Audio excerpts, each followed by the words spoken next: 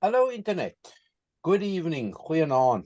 Great to have you here with us. Ja, dis baie lekker en baie dankie dat julle hier by ons kom kuier. By twee van my baie groot maatjies. Julle ken hulle albei. Hier op hierdie kanaal is hulle vriende van die kanaal en ook julle het hulle gesien. Ek begin met Manie Jansen hierso. Yeah, Manie, my friend, his video aired not too long ago. And then we've got himself, Robert, the puller of aeroplanes with wheelchairs. We've got him here too this evening. And it's a privilege and a pleasure for me to be chatting with both these guys. And yes, there is something in common between the three of us. All three of us flight engineers. All three of us qualified on Alouettes. Robbie's stories on the channel. You can go and see that too. It must have been one of the very first videos I saw on YouTube. And it still is. I like going back to it occasionally and looking at it. Highly inspirational. If you have not seen that video, go and watch it. If you have not seen Manie's, inspirational in a different way. Manie's got a bit of a chest there, as you can hear. Okay, I'm going to let them explain why this little meeting has taken place. And at the end of Manie and Robert's chat, I'm going to throw in one or two further questions, just because I want to, as I've been saying on the Legacy Conversations channel and on the podcast. I want more SAAF involvement on the Legacy Conversations channel here. We need the SAAF to come and speak to us. And I've spoken offline and online about flight engineers getting together, and even if it's short little snippets. But you see there, I've told you all about it. So I'm going to pipe up now, and I'm going to say, Manie, over to you. Thank you, Vossie.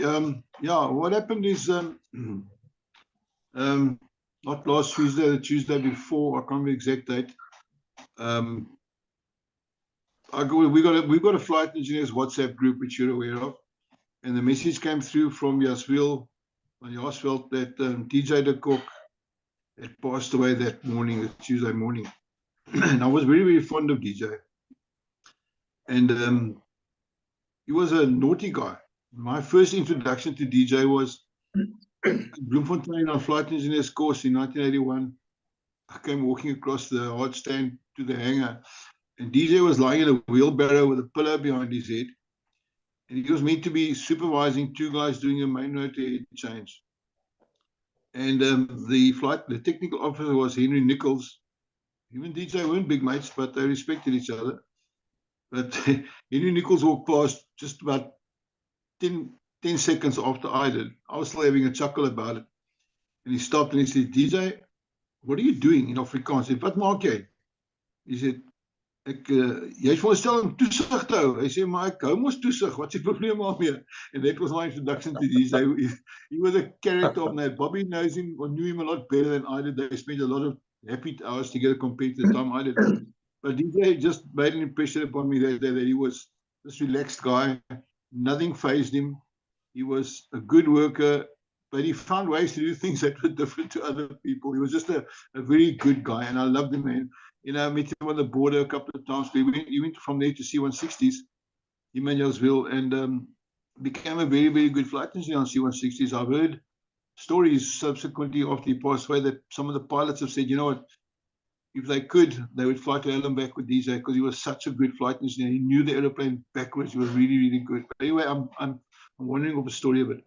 Anyway, when I heard DJ had passed away, I got a lump in my throat, and I'll be honest, I was quite emotional. And I thought, oh, you know, what's going to happen to this guy? You know, I knew that he was a bit down and out.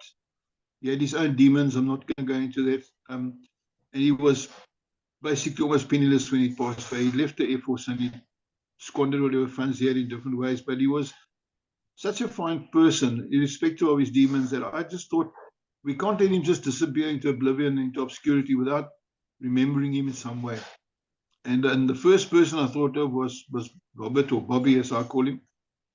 And Bobby was probably the second person I met at Bloemspruit, and he has always been an inspiration to me. Him and Mike Webb have always been inspiration to me they were as a young flight engineer, very influential in my outlook as an engineer. Anyway, so I had Bobby's number on my phone, and I phoned him, and I said, Bobby, you know what?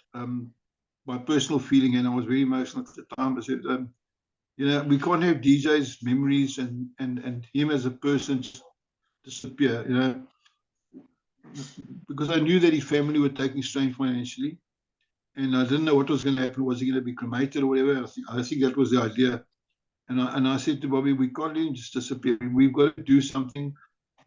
Maybe can we assist the family in some way? But that wasn't my primary thought. My primary thought was we need to put him in a place where anyone who knew him could go and visit him, which sounds silly, but I'm quite a nostalgic person. I've got friends that are in the niche, in the wall at the Easterplot. I go there every now and then and spend a second with the guys or whatever, in a couple of minutes maybe. Old sergeant majors that I knew that have passed on, and their families have bought a niche in the Wall of Remembrance at Easterplot near the museum. And I didn't know that I ate a blank as far as Pretoria is concerned, because I didn't know there was something like that. And I said to Bobby, can he maybe find out if we can get if there's a Wall of Remembrance somewhere where we can put DJ's ashes in there and put up a plaque. And Bobby said, yeah, but you know what? There is something. There is, I don't think, no, it wasn't in that conversation. Bobby said, Manie, you're right. Thank you for this idea. And I'll make inquiries this side and find out if there's something like that, and then we can run with it. And yeah, now I'm going to hand over to Bobby. So, Bobby, you can tell us what happened after that when one side phoned you. Okay, thanks, Manie. Yeah, it's true what Manie says. He contacted me. I was busy diving in Kumasi Natal. So when I got back after a dive, I looked at my phone and I got the messages that DJ had passed away. And yeah, also very emotional. DJ was one of a kind. He was just a different character. But yeah, we spent many, many years together in Bloem. We kind of like always seemed to be neighbors. Him, myself, and Johnny Beer. Apologies for that.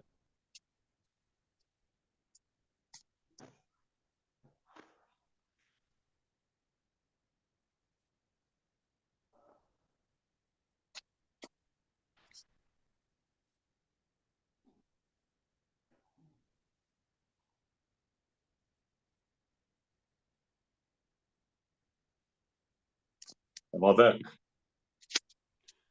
You are, but you're on your side. I see.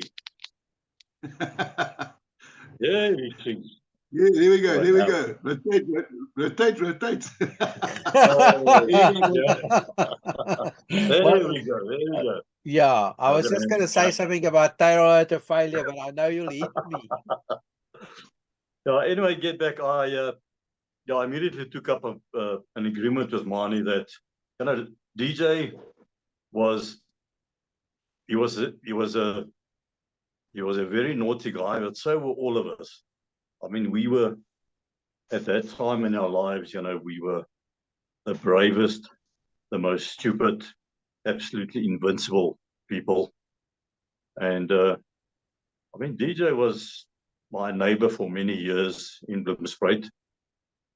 And you know, myself and Johnny used to always get together and get up to all sorts of nonsense, mostly alcohol related. Because later years, when the Lord rescued me from the alcohol, I was always under the impression that a drink is like a kind of a glue to keep the friendships together. But then when I became a sober and a decent person again, I realized you no glue for genuine and sincere friendships. So, yeah, DJ, he was a character, but you know, DJ, I don't think I've ever seen him really cross or angry at anybody. He just had such a laid-back lifestyle and outlook and attitude. Very humble person, very humble. And of course, as Manie said, or you, Vossie, an excellent engineer. I've met up with DJ on many occasions. When he left Bloem, went back to 28 Squad. Even as we started flying, they actually joined together. They did course together, and they started flying transies together.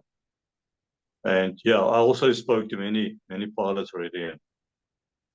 In fact, I just spoke to a previous OC of Ondangwa and of 28 Squadron called Gavi Steenkamp, who who sent me a nice little email the other day, and he said, you know, how can one ever forget a combination like DJ Nyasville?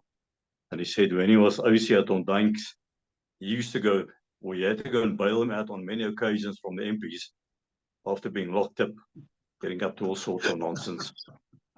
But he said he wouldn't like, you know, either DJ or Nyasville in the cockpit.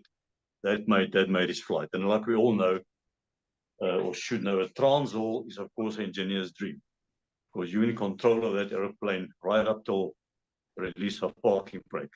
You start up engines, you do everything, all the checks, everything, and then you check with the pilot, sharp, you can go, and all he does is he releases the brakes and he starts taxiing. So, and yeah, they knew the planes, like we all did in those years. We had no choice. We had to know what we're flying, we had to know how to fix them, we had to know what to do with them.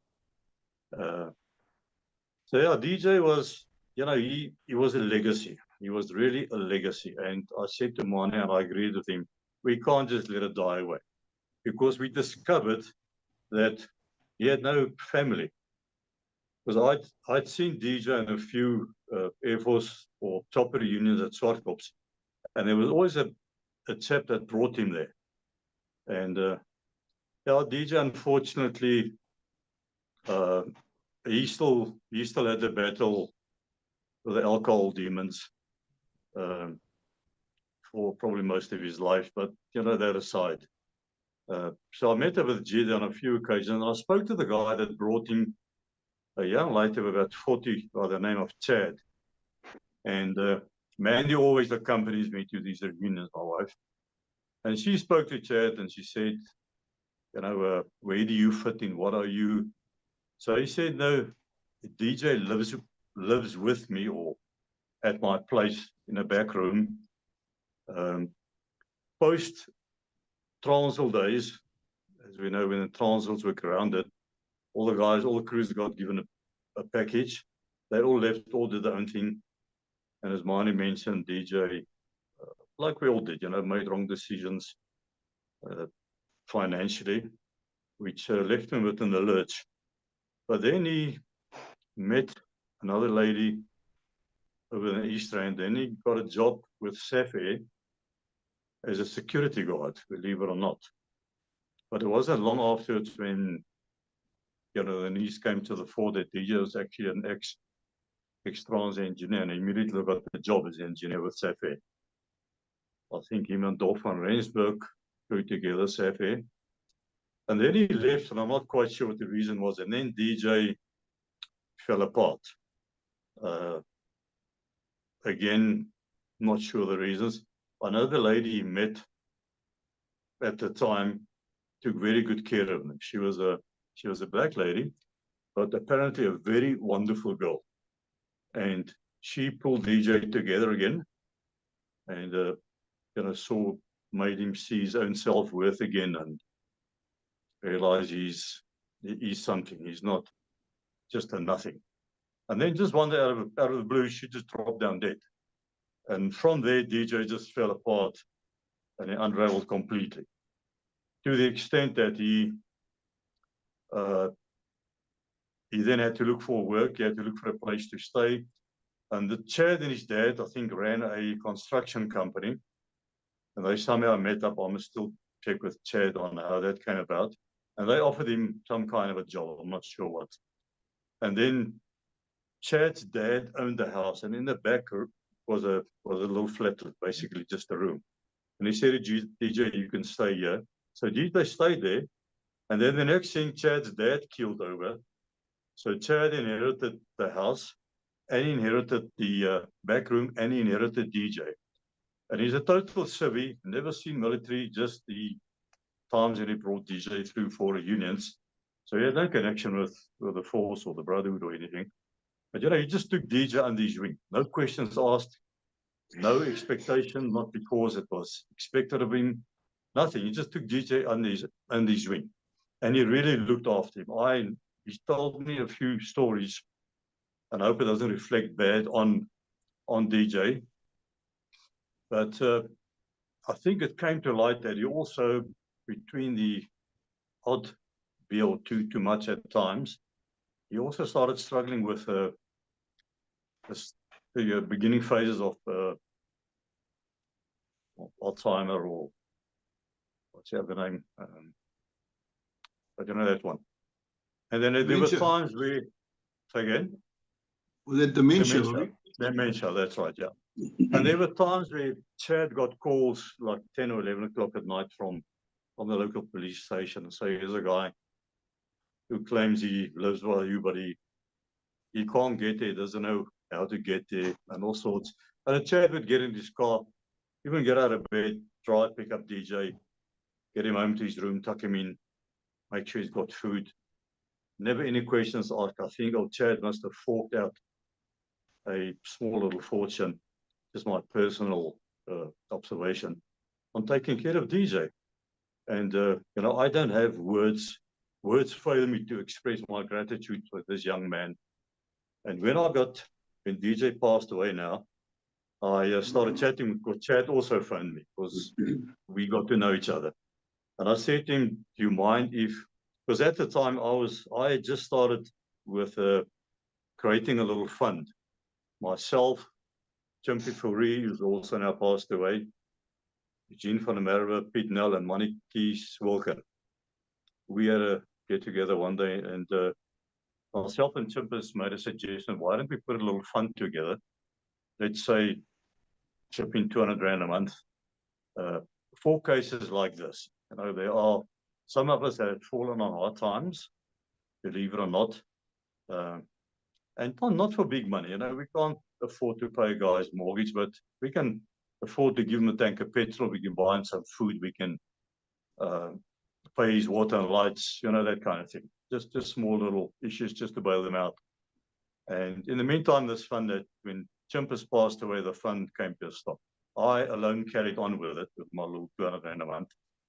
And so I said to Chad, if DJ is in trouble financially, and you know, we can't expect you to take care of him, because all of a sudden we discovered there was DJ had no family left. His first wife, he divorced many, many years ago, still, I think just after he got into the transies.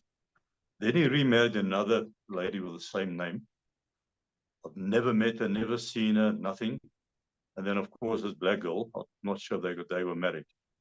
But so I said to Chad, you know, I've got this little fund going. If DJ needs anything, and you know, I don't want to give him the cash.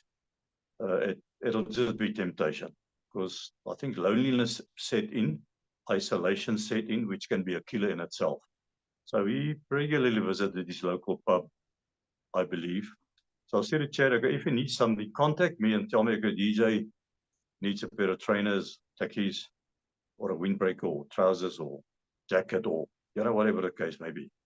And then I'll pay you the money out of my little fund, and then you go buy it for him. So there's no exchange of cash from anybody to DJ's hands. But Chad never contacted me, and you know, I just assume he just paid for everything. Wonderful, wonderful person. Then we discovered DJ, in fact, had a daughter by the second wife. When he remarried her, he adopted her. Her name is Frances, lovely young lady. I've now yet to meet her on the day when we put DJ away. But we've been corresponding now via WhatsApp, etc., phone calls. Lovely, lovely young lady. And she's got two half siblings. A mom remarried the second husband with two kids.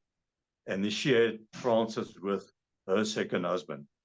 And then she divorced, and then she married DJ. And he just like adopted these three kids. I never knew this. And I was actually I was first very surprised, very astonished,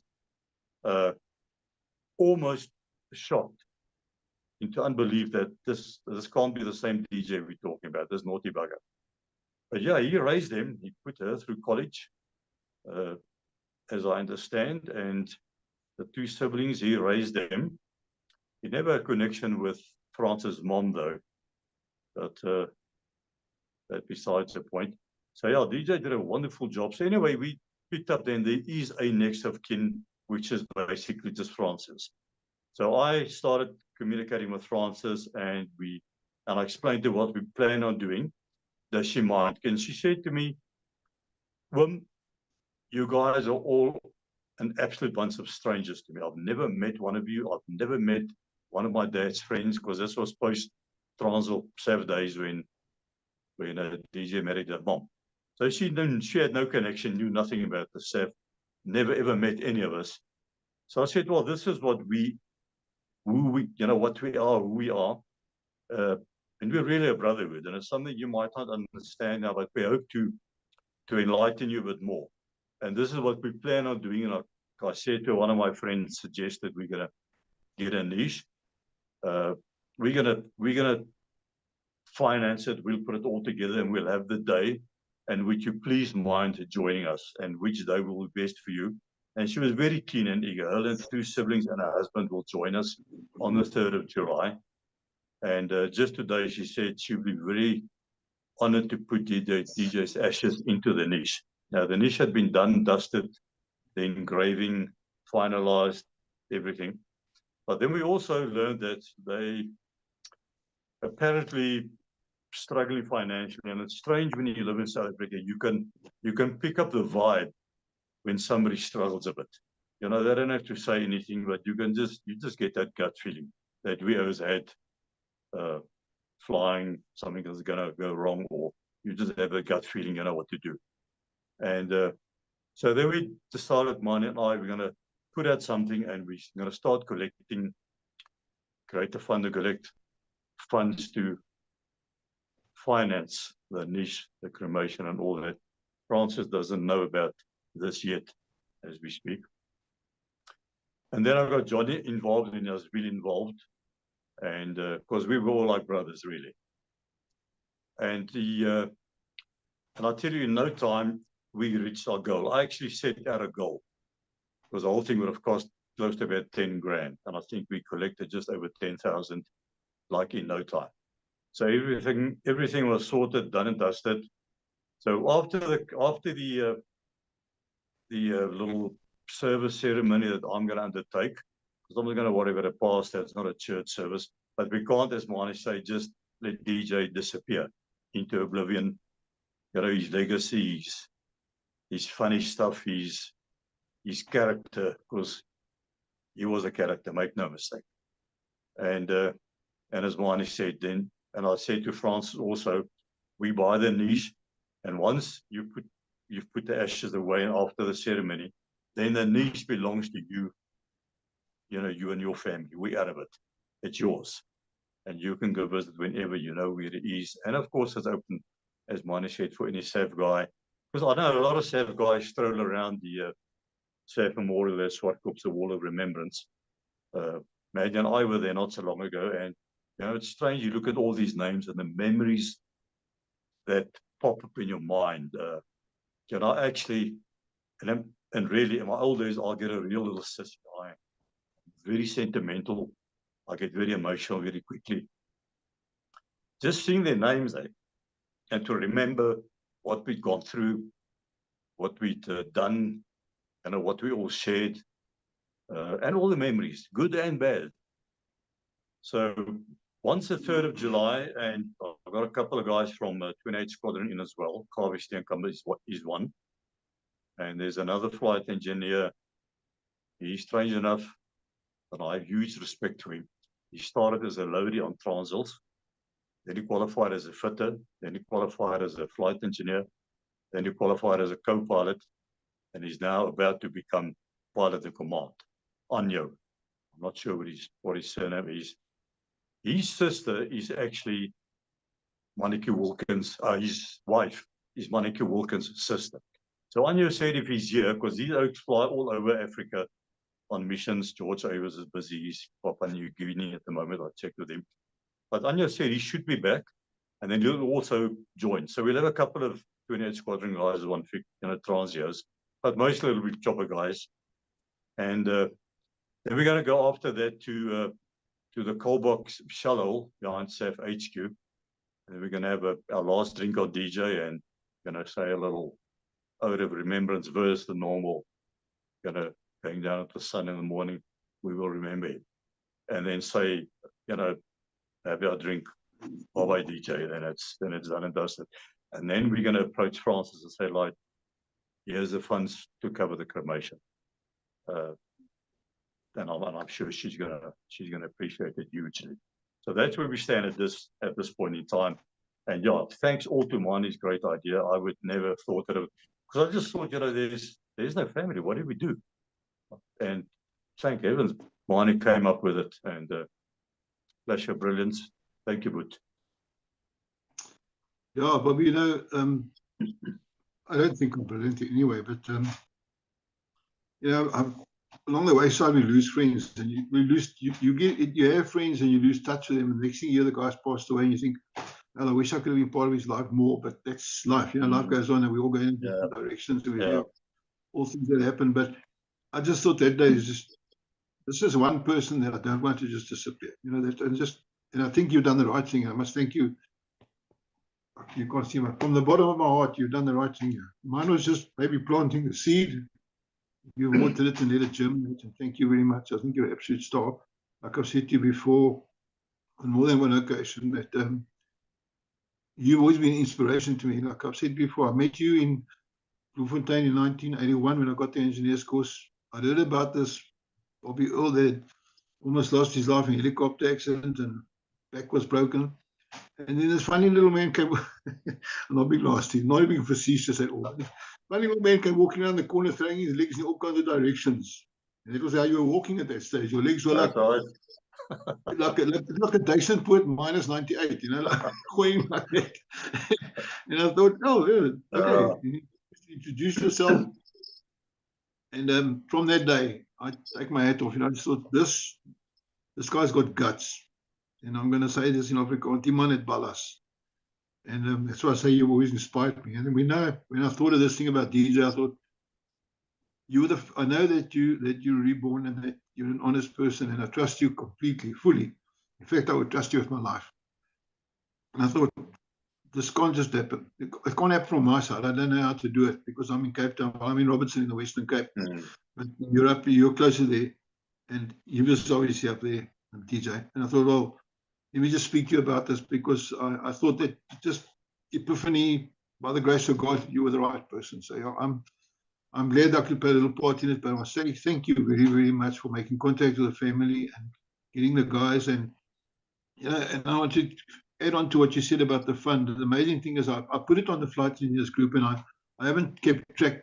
Two guys posted their posts, Oki and the guy's name, but they donated, and I think I sent it on to you. I'm sure other guys have as well.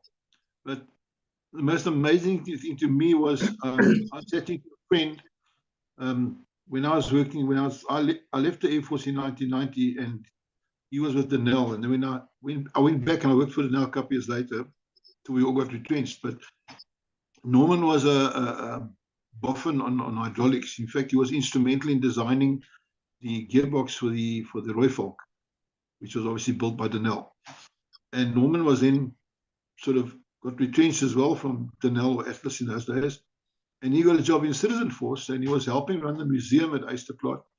And he was working in the component shop doing hydraulics, and I transferred from deck servicing to the component shop, learning about propellers and all that. And we became very good friends. And Norman also went through a mucky divorce a couple of years ago and ended up in Neisner. He works there. But a lovable, for all his faults, he's a fantastic man, a lovable person, always in a good mood. Doesn't let life get him down. Life's too short for him to be depressed. And when I mentioned to Norman about this thing about DJ, he said, he sent me the bank details. And this is a guy who never knew DJ, was never a flight engineer. But the love for a brother, he put money into the bank as well. And I know that he can't really afford a lot, but he did it. And that's the type of thing that impresses me about people. You don't need to know somebody to want to honor them. You don't need to, even if you could have just sent a message saying condolences to the family, but He went the whole log, Yeah. and I thought that's a nice thing. Is that people that I'm sure you and I never expected to donate have donated money, and yeah, and I'm glad that it's cut and dry, that the funds are there and that it grew so quickly. It's just absolutely fantastic. You know, I think we can only thank one person or one being, and that's God, because Absolutely. I planted the seed, you watered it, and it's grown. And if we didn't have divine intervention, we'd probably still be sitting trying to bum money from people to get this thing together. But yeah, thank you once again. Thank you. It was a great pleasure for me, Manie. Really, that's what and who I have become over the years. I've helped a lot of people. It's just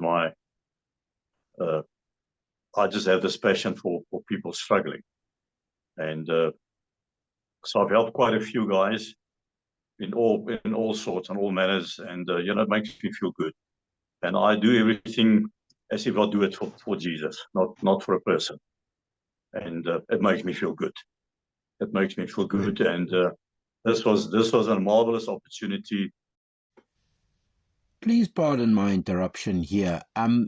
Rob goes slightly off point, which both of them do, but I was so engrossed with the conversation that I let it run, and there's reason why, because as I say later on, some of the questions, some of the suggestions that I wanted to make for getting flight engineers to talk, that was covered during this chat, and I felt I can't not include this. So that's why I'm interrupting at this point, just to say what I'm doing. And I'm still in contact with a lot of guys. Dolph is another chap that's Dolph van Rensburg. I'm sure you guys know him.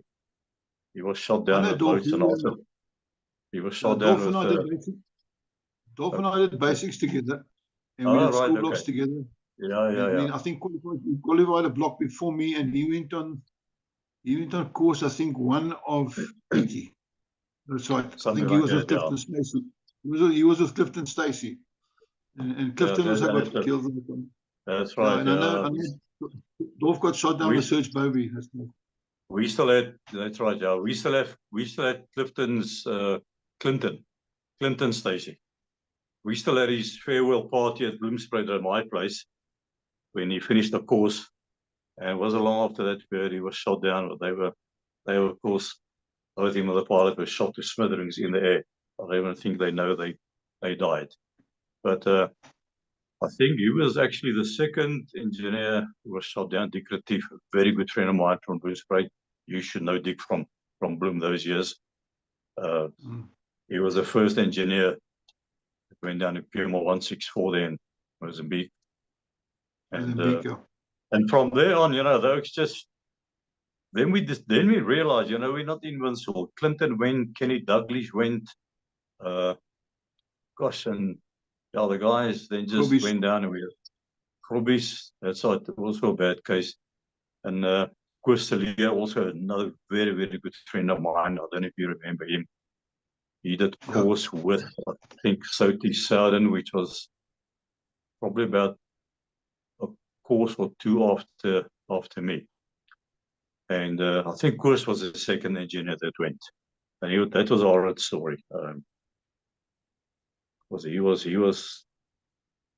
you guys know the detail behind it. Taken off the RPG, crashed into the contact, so to speak. But the TERS took Koos's body, took it to Luanda and stuck it up on a pole in the main street that hung there for something like 7 or 8 months. So everybody that walked past, they could stab him, spit at him, whack him with a stick. And I remember so clearly one day I was too busy swimming on Sports Parade because Con van Heiningen gave me special permission on Sports Parade to go and swim. We still had a swimming pool there on the old base. And I was so busy swimming and I felt the hand or foot step on my hand or I touched the side and it was Con, and he said he just wanted to come and tell me that Koos's remains had been returned to South Africa. So, I mean, that was the worst funeral I've ever attended. I don't want to go into detail, but because he had 4 sisters and they completely lost it. I mean, we flew into a little town called Zeerust with freelance and decks from all over South Africa, Cape Town, Pretoria, Bloem. And there were so many people, we had to stand outside the church for Christmas ceremony. I'm now going a bit off topic now, but just to let you tell us about the the brotherhood and the friendship, and we started losing good friends. And when you see their names now, and especially on Facebook, somebody will pop up a photo of our annual gathering. Because in Bloem, we used to always go away to one of the dams. The one was there near this other side, Winburg. Can't remember the name of that dam. And of course, the old dam. Allemanskral. That's it. And the other one was Hendrik Verwoerd. And we'd go spend the weekend there. And somebody put a photo on there the other day. And gosh, man, the memories that come back there. Guys like Dirkie Brink, gone. Henry Nichols, gone. Corey van Wyk, gone. Myself and a Johnny on the photo. Mike Webb, Piet Nel, and the memories. Man, this is what it's about. This is what it's about. So to come back, and I just want to add on to now what we also spoke about, is to look at the possibility or the feasibility of creating a national fund. There's going to be hard work. It's going to be big inputs. People are, I was surprised with DJ, the response we got, but for just a normal fund, because I'm trying to get guys that will commit to the cause. I mean, say pay in $200 every month, 200 Rand. If you can buy 10 breads these days, doesn't take you far. But if we get 20 or 50 or 100 guys that can chip in $200 a month, I'm quite prepared to manage such a fund. That'll be my third or fourth one already. So, I'm okay with it. And, we can build up a national fund. It'll obviously have to be a little bit more complicated. We'll have to have some kind of a committee with reps in either Cape Town, Bloem and Pretoria possibly. And then we'll have, if somebody falls on hard times and it comes to light they need, or they're in need of something, we'll have to sit together and, again, as I did with DJ and Chad, speak to the relatives, speak to the carers of, I heard a little while ago, another engineer, I forgot his name now, also a very, very good, very popular guy. He was found standing in Pretoria on the street corner with a cardboard box around his neck. God bless you, I need some food from, money for food. That's the ex-flight engineer. So the guy that fell on hard times we don't even know about. And then to contact these people's relatives or carers or whatever the case may be, and to see, right, how can we help? And again, changing cash of hands between ourselves and whoever is in need, but somehow help them, anyone that's but that's very much, I know Johnny Beerkes is a moth, Nikki's is a moth, George Davis is a moth, Frans Comfort is a moth, I'm a moth. And that's what we do, going off the subject a bit, the moths are, Vossie and I have spoken about this for a while ago. That's what we do as moths. We look after old soldiers, and that's why I always try and encourage any ex-engineer, any guys I meet, ex-Air Force, obviously with the people that I relate to. So guys, join the moths, because you're not going to regret it. It costs you a couple of rand a year, but if you fall on hard times, the moths will stand by you. When you one day when you pass on to the next life, we have the moths have a part of the funeral service where we ask the minister or the family, and we do a bit of a moth part, where we say goodbye in a special way to a comrade, to a fallen comrade, and that would be great, because especially for the engineers, as you say, the brotherhood, we need to remember each other and look after each other, and I'm sure there are a lot of guys that have fallen on hard times, and we aren't aware of that because they don't know who they can go to, or the people that are with them don't know who they can go to or talk to. It would be very special if we could do something like that, because I think it's there is a need for it, definitely. Definitely. Now the moth is a good idea. I forgot about that. Johnny actually mentioned it to me. Unfortunately, I had two thoughts about it. Because I live just too far from Pretoria, which is my nearest moth hall. Because we had one not so far from Krugersdorp, but it's closed down in the meantime. I think I know that one. That was in Mulder's Yeah. Clift, unfortunately. It was going in shape, so they sold the property. Yeah. Yeah, and that was a popular and a good and a strong moth club. Eh? So my nearest one now is the one there where John and them are behind SAAF HQ. So that could be another option. Yeah. Rather focus more on the moths, get people more involved, and I'll put the idea out there for a national fund if anybody's interested. You never know. Maybe just put the feeler out there, see how people feel about it, and see if it's worth a while, and take it from there. But yeah, we need to look after these guys. We're now running the last 100 meters of our 10K race in life. Really. Yeah. And it feels like it's a long 100 meters. No, true. And you never know. I see now recently, being close to Pretoria, then out of the blue, I'll get a message, so-and-so. I mean, a little while ago, I went to go visit Lange in hospital. Gosh, this guy had about 5 or 6 heart attacks already.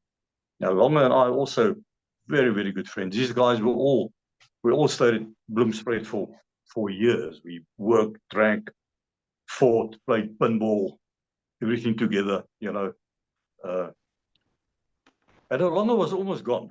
We really thought this time he was gone. And I just went to the hospital and I cracked the joke and said, listen, there are better ways than to escape the wife than something like this. But I said at the hospital, I said a nice prayer for him, held his hand, and he so appreciated it. And it makes me feel so good for these people to know there are people that care, not just financially, but spiritually. I know a lot of guys don't believe in God. They're not interested. And, we all have to explain our own actions one day. I can't make them a Christian, but I pray for them. As I said with DJ, with his drinking, I prayed for him every day of my life until the night before he died. That God must rescue my old buddy from especially the drink, which became a problem because he was really destroying himself. And, and another great piece of information I'd like to share. When I spoke to Frances, she said to me a couple of months ago, about 7 months ago, so she had a chat with DJ, and he said to her, he's so scared to die because he knows he's not ready. And she said about 2 months before his death, she had another long half-an-hour chat to him. And he said to her, he's never been so close to Jesus as he is now. And I know our prayers were answered. And I know we will see DJ in heaven. God comes and he does his thing. He does his thing at the right time. We always think it might be too late, but God's never late. His time is the perfect time, And I don't want to go too much into preaching Christianity now, but just a good example in the Bible from Lazarus. He was dead for 4 days already when Jesus only pitched up there. And he raised him from the dead. Perfect, good health, and alive. So he's never too late. Never too late. And I'm absolutely convinced he came to rescue DJ and then he took him home. So the guys need us in all manners and all shapes and forms, and support, all kinds of support. Amen, Bobby. Amen. Yeah, it is good. I am going to jump in here, and I'm going to say thank you so much. You have answered questions that I haven't even asked, specifically about this. Let's just call it the Flight Engineers Veterans Association Fund, or call it something. We give it we call it, we give it something that as you've mentioned repeatedly, we are a brotherhood. We were a brotherhood. I'm sitting very far away from South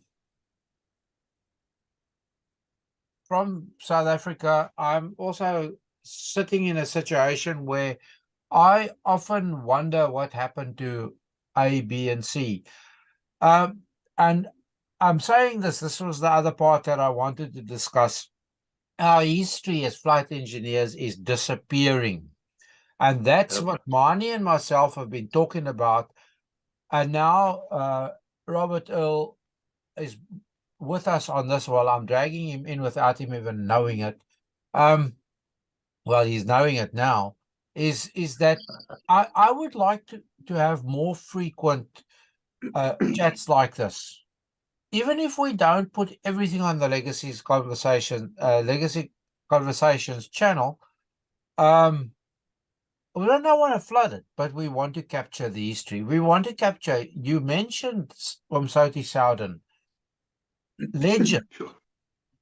Legend. Absolutely. Like you've mentioned, I know Jasville is very active on that flight engineers group. I didn't know Jasville. Oh, really? Yeah, there's many names that I didn't know. That's why I asked you, Manie. Maybe you should count your blessings that you didn't know Okay, I knew Manie Jansen. I'm tame. I am tame compared to DJ as well, I promise you. And Soti was a legend in his own lifetime. Yes, he was. He was a legend. The man was brilliant. He was a genius. He was regarded as a genius. And I got to know him right towards the end of my SAAF career, a little bit. But when the other guys bumped us, Soti, we went, what? Him? That was the awe we had for him. And people, these stories are going missing. How many of you remember Johnny O'Neill? How many of you? Johnny was my roomie on engineer's course at 68. Big friends, and because we were the last course to still do all three phases, Pretoria, Cape Town, and then Bloem. And he stayed with us, throughout the whole course. And then he transferred back to PE. Very good friend of mine. I was so sad when I heard he passed away, because I was trying to find him without success. And thanks to the technology and the modern facilities like Facebook and all these aviation Facebooks and Facebook groups and SAAF groups and stuff, we can now find each other and put out there. Does anybody know what's happened to X, Y, and Z? And I'll tell you, you will get a response and a follow-up where they are, what they're doing, or they passed away, or they're doing well, etc. Bobby, you're so right. That since the internet and the Facebook and social media, the world has become a much smaller place. Yeah, very much. So add on to what Vossie about Johnny O'Neill. Vossie, when we did that recording of my Legacy Conversations thing, when he calls me, Vossie calls me a psychiatrist or a psychologist because I drank him through a divorce. Okay. but then I was also a lot naughtier than I am now. But Johnny O'Neill was on that. Johnny O'Neill was on that bush tour with us, and every night there was 2 bottles of rum and a bottle of brandy, and I was the brandy guy. Yeah. And after 1 month, the guys came to clean the room, and every night when we finished the bottle, we'd make a noose and put it up with a drawing pin. It was like all around the room there were like 3 rows of bottles eventually on the pelmet and whatever. It was a good tour. It was a very good tour. I don't remember much about it, but it was a good tour. But Johnny O'Neill, we had a 22 squadron thing at Easterplot. I can't remember the year. It was in the early 80s. No, I lie. 2000 and something. When the last Allo flew, I think it was actually 624, which is now at the SAAF Museum, but they flew it and they landed and they towed it in, and all the ex-Allo guys walked behind it in a squad, and into 22 squadrons hangar, and then we had a party of note. Oh, amazing. Amazing. Johnny O'Neill was there, and I hadn't seen him for years. And he was in a wheelchair. He lost both his legs due to sugar That's right. diabetes. That's it. Yeah, yeah. And we started chatting, and he was very thin, but he was still full of spark. That glint was still in his eye. He still had the passion. And Very, very good then guy. then a while later, I know he was running a garden center that sold pots and got pottery and stuff like that in Kraaifontein. But then they sold the property and they had to move that. And then he and his wife, I don't know, the second wife, I think, they moved to Saldanha Bay, Vredenburg, and they lived with her son. And then I heard Johnny had passed away a couple of years later. And I'm talking now about within the last 2 or 3 years, I heard he passed away. That's it. And then it was on Facebook, and I contacted the son because he posted it. And I said to him, you know, I'm an old friend of his, I knew him from the Air Force days and whatever. And he said to me, Johnny's last wishes were for his ashes to be thrown out of a Puma or out of a helicopter over the sea. All right. Okay. And at that stage, I thought, now, how the heck am I going to get this right? And, you know, it's not just the old guys that are the Brotherhood. It's the young guys that are still in the Air Force that are engineers. They're also called younger guys. Yeah. I contacted Frank Bukoya, 22 Squadron, and I said, Frank, you possibly organize that. And Frank went out of his way. The family got the ashes to Frank. Frank took them on a flight from the Oryx, and they threw Johnny's ashes out of the Oryx on the table back. I never knew that. The Brotherhood is alive and well. We just need to get the guys together. Yeah. Yeah, Johnny and Neil, I'm surprised we passed the first, well, I'm surprised we passed the engineer's course. Because when we got to Pretoria, we had the upmarket rooms other side the fence. If you remember the old 68, where the instructors lived, they had a couple of rooms there. So yes. Johnny and I, we had a room there which was like opposite the door to the pub. And the first night we booked in there, we went to go knock on the door next door, and a guy came out by the name of Fellas. We said, listen, what time in the mornings do you get up? And he said, no, well, that time. We said, do you mind if, you know, would you mind to wake us up? It was just in case we had a, you know, deal too many. And yeah, Fellas came to wake us up every morning, spot on, and that was our alarm clock. That's how we started engineer's course. So, yeah. And of course, at Oysterplaat, no matter what you do the previous night, how you party, how you drink, play darts, whatever, the following day during the class, every lunchtime, now that fell away when the Cape Town phase disappeared. Every lunchtime, our instructors at the time was old Sergeant Major, what's his name now? He was shot dead in PE once. Oh, Earle Thomas. Earle Thomas, that's one. Thomas, yeah. So it was Earle Thomas, Longer, and Sullies. They were our instructors at Oysterplaat. And every lunchtime, no matter what you do, how you feel, we had to run from the classrooms, you know where the admin blocks are, right to the end of runway 20, sorry. Right to the end of 20 and back in our half loose. And they timed us. And if you're late, then, you know, you're in trouble. Another 100 push-ups get thrown in or so. So, yeah, it was, but, you know, such memories, excellent. Yeah. And of course,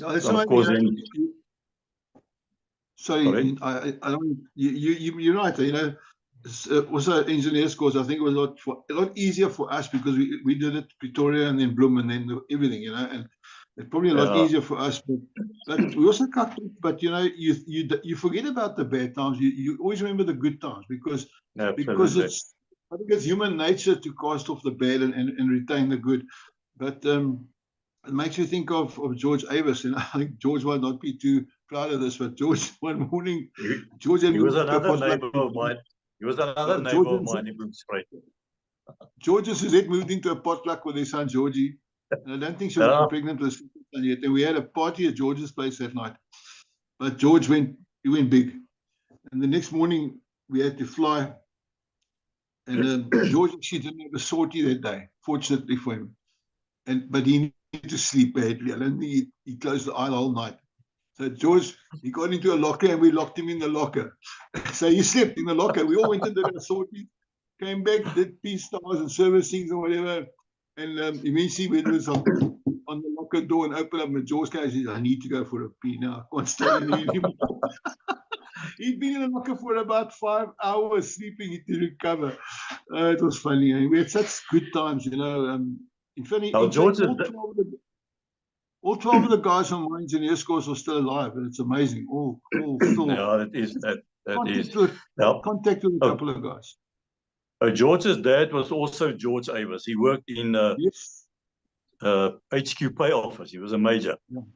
And whenever he came to visit, now, our backyards, the corners of our backyards met. And every time his dad came to visit, then Susie would get a little bit upset with the drinking. And the two George Avises would climb over the fence, the corner. They'd come knock on my potluck door. And they would carry there till tomorrow morning when the sun rises, you know. Then they sneak back quickly. And Suzette not impressed. Yeah, I knew George's father. I met him in an engineer's course. Lovely man. Right. He was very. Lovely man. But you know, you mentioned Sophie Sarden. Vossie and I spoke a while ago about maybe doing a short interviews with people that knew these guys, or with guys that were still alive, like Boertjie Becker. For the funny part, the human side of being an engineer. It was you know, I remember Sophie. I went to the bush. My first bush tour was in January or February 1982. I got in there and Op Super was happening. It was March. Got in there, Op Super was happening. I went to the tail end of Op Super, whatever. And Steve with his HC, and Eugene was with Angela Maranta. They flying the same ops. Gary was up there as well. Mike Bartlett was there. A couple of guys on our course. Excuse me. And I met Sophie. He was doing a Puma tour. And I don't know why, but from the first day he met me, he called me youngster. He said, "Hey, youngster, how are you?" And we started chatting and became mates. And I remember one night, Percy Ferreira was there as well, also doing a tour. Now, Percy lives in Gordons Bay now. I know where he is, but I haven't seen him for a while. All legends, all legends. But Sophie and Percy around the braai with a lot of brandies in us took out the stick, and there on the sand, they taught me, you know, it wasn't just how to shoot, it was a theory of shooting, how to aim, wind, all those things. And they taught me more in that hour around the fire than I think I learned on engineer's course about gunnery. And after that, my gunnery became so much better, because, as you know, Sophie was an armorer before he remastered and became a fitter. Yeah. And you know, the man, just for example, I know a lot of people might not know this, but Sophie was an armorer, remastered, did his apprenticeship as a fitter, went on an engineer's course, he was probably the oldest guy on his course, and came first on his course. He was such a dedicated engineer. And he was an Allo's Puma. He was a wizard on the Puma. I mean, there were pilots who used to say, "Sophie, can we get in?" He said, "Listen, this is my airplane. Get in and fly it. I'll worry about it." They didn't even look at the airplane. They signed the books because Sophie was an engineer, the pilots, because they trusted him that much. He was that type of guy. You know, Manie's cousin lives up in Nelspruit, I think, somewhere. And he was also at the force around about our time. I think he was a motormac or something. But he also met a lot of these guys, and every now and again he asked Manie, ask Bob, did he know Sophie Sarden? And I gotta say, yes, who doesn't know Sophie Sarden? He was the only flight engineer in modern times, let's say since I became an engineer, 77, who was always in control of every situation, regardless. Sophie is in charge. End of story. And that brigadier and that colonel and that captain listens to Sophie. And he just had that power and that authority. They never even bothered to argue back at him. They just went with what Sophie said. He ran any and every operation, any mission, any party, any situation, any repair, any flight. He's in charge. Where Sophie is, he's in charge. End of story. And I can tell you, because Sophie did his course, I just gotten discharged from the hospital, but I was still at home, bedridden. Sophie used to come and sit with me at home in the potluck every night and chat to me. And we became very, very good friends. And And strange enough, when I qualified on IMPS at 4 Squadron, one of the Atlas guys that worked there with me was Soti's son-in-law. So that's where I learned about Soti, or heard about Soti way back then on IMPS, you know. And so I said, this is Michael. I said, I can tell you stories about Soti. You will probably think I watch too much TV, but all factual, you know. And I won't go into it now. We'll sit here for another hour if I have to tell you all the stories about Soti, which some of you probably know all of it. But he was also a very, very powerful figure. And you're so right, Bobby. You're so right. I hardly ever saw him smile. He always had the stern, strict face, but fair, good, helpful, you know. Just to come back to another quick incident on Danks once, the CTO there, his bucky, the points packed up, and they didn't have points. So he said to us, Soti, if you come across a car somewhere, just see if you can scale me a set of points, you know. And that night they came back with the Pumas. We checked out all the books, got the aircraft ready. Soti walked on with a parcel in newspaper. And the CTO was standing there, and he just said to him, "Is your punter?" And this captain, I can't remember who he was. He opened up, and there's a whole distributor shaft, everything. They landed at Oshakati, and there was an army bucky standing. So Soti jiggled the bonnet. He opened the bonnet, he removed the whole distributor shaft and all, wrapped it up in the newspaper, put it back to Danks. Said, "There's your points." I said, where did you? So he said, "You asked me for points. You want the points or not?" And he turned around and walked away. I was there. But helpful in a strange way. See, that's the type of stories we need people to know. Yes. You know, Yes. you know the story about Soti at Zangongo. They were flying down the river after the ops at Zangongo, it was Protea or wherever it was. And it was a farm, and there was a lister pump standing there with about 10 of those long aluminium pipes, when they clipped together for besproeiing, you know, for watering. Yeah. Now you check this, and he got a couple of pongos together, and they put the lister pump into the Puma, and the pipes were too long, so they cut them in half because you could weld. They had the pipes like half lengths in the length, and they flew out to Ondangwa, and it ended up on his plot in Pretoria. So right. he could organize. Yes, he could organize. Oh, you're talking about the 2 crocodiles, eh? No, I don't know the story about the crocodiles. Okay, do you know the story about the crocodiles? He smuggled into little baby crocodiles from somewhere up past Waterkloof through security. They put them in his little dam on the plot. Now Dot, his son-in-law that I worked with, told me about this plot that Soti had. And then Soti got tired of the crocodiles, and one morning somebody discovered there's 2 crocs in the fish pond in front of the municipality's fish pond, the koi pond in town. So we wonder where they come from. And the koi were gone. Yeah. And then his borehole gave problems one day, and thing wouldn't pump enough water. So he removed the pump and he threw 3 sticks of dynamite down the borehole, and he almost blew his plot off the map. That's okay. Vossie, did you ever do a tour at Mapacha? Yes, I did too, for my sins. Did you ever see the only robot in the Capri was at Mapacha? By the way, we went into the officers' mess. Yeah. Yeah. Yeah. Soti was on his way to the bush, driving through Pretoria in an old Corolla bucky, and a bus had hit a robot. So Soti took his rank off and his name tag off and everything, and epaulets, and it looked like a municipal employee. And he got a speed cop and stopped the traffic, and he pulled his bucky up with 2 books on the back, switched off the mains on the box, and he cut that robot off just above where it was broken. And he put on the bucky. He said the other guys will come and replace it later. And he took it straight to Swartkops and put it in a Puma and flew to the bush. And that's where the robot in the Capri came from. The pub traffic light, yeah. Yeah, no. Mapacha, lovely place to do Allo tours. A terrific place because of the Capri. Anyway. You know, we can actually sit one night and just tell stories there. Really. Yeah.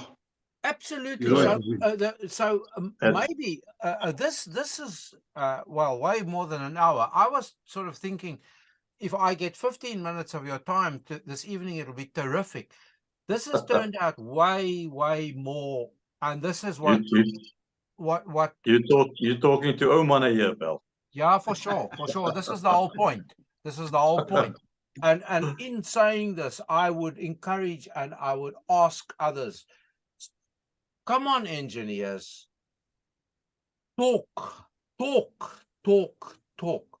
Come on, engineers, share your stories.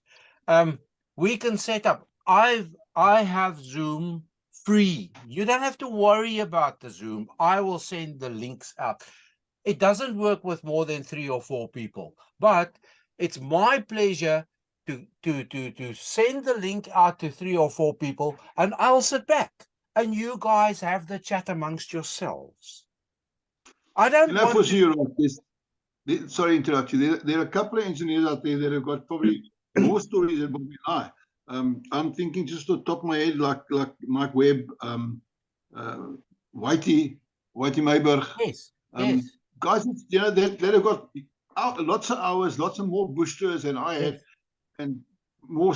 Well, I haven't got about 3,000 hours, but they flew a lot more. But they can tell you stories about guys that have passed on already, or people that might still be alive that people don't know, because I think these things must be told. This legacy must carry on. It's not just about the engineer being in the Air Force. It's about life in general, about what the guys did, and the katakwat they got up to, which made them characters. And like Soti was a character. I don't think he's actually remembered for being an engineer so much as being a naughty bugger, but he was great. You know that Soti had actually qualified as an air gunner. He had his half wing as an air gunner. He's the only engineer with two half wings fully qualified. Now, of course, he can't wear them both. He's got his air gunner half wing, and then he came on engineer's course as Otopi. You see, there's so many stories. I'm going to ask. I'm not going to say, but I believe that Soti had so many mods, approved modifications to his name that filtered back to our Aerospati hole that were against the embargo line, that went back to France to get approved by Aerospati hole to put across the mod across the whole worldwide fleet. That's the brilliance of the man. And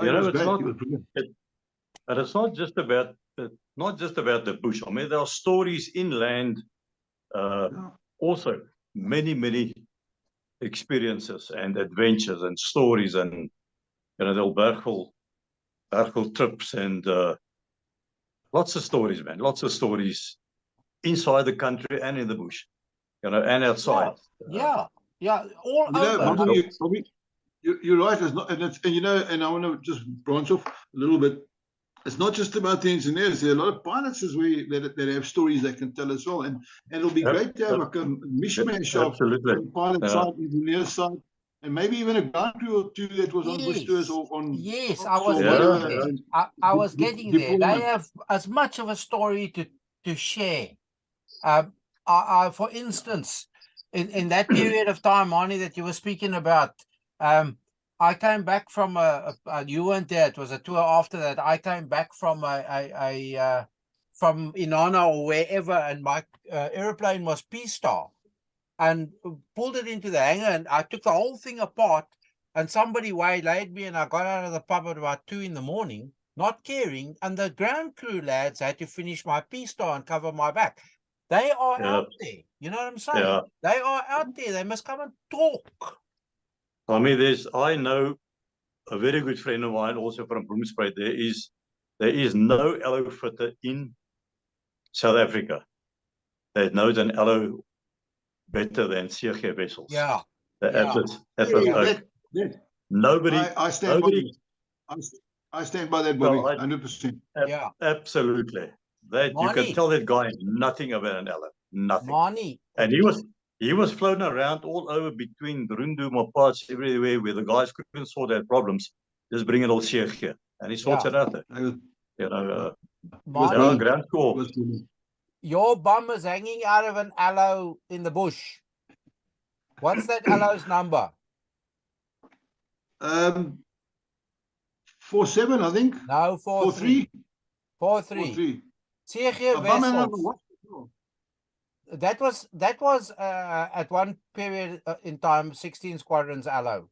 CG vessels helped me with a main rotor head, main gearbox, a tail drive shaft, 3-star, that aeroplane in something like 18 hours.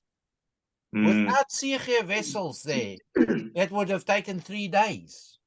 Yeah. I was brilliant. Now, these guys were amazing. You know, Sheikh told me, I paid him a visit now last year. After last time we saw each other was about 40 years ago. And I went to go visit him in Bloem. And we got talking, and he told me he went to an air show, some air show locally, Bloem, Welcome, somewhere there. And there was a guy with a Civi Allo. And the guy said, and they got chatting, and I can't remember the detail. And the guy kept on complaining. You know, he can't fly straight and level. He's something wrong with his rudders. And Sheikh said, well, I worked, and you mind if I have a look? And the guy said, what were you? He said, no, I was a mechanic on the Allos. And Sheikh grabbed this Allo, he checked it out quickly. He had to realign, readjust the rudder alignment. And this pilot got in, he allowed him. Sheikh couldn't sign because he's a retired civvy. Pilot had to sign out the job himself, I think. We got a local AMO guy to sign it out. And the pilot got in, went to the test flight, and came in and he said, I can't believe this. This thing is perfect.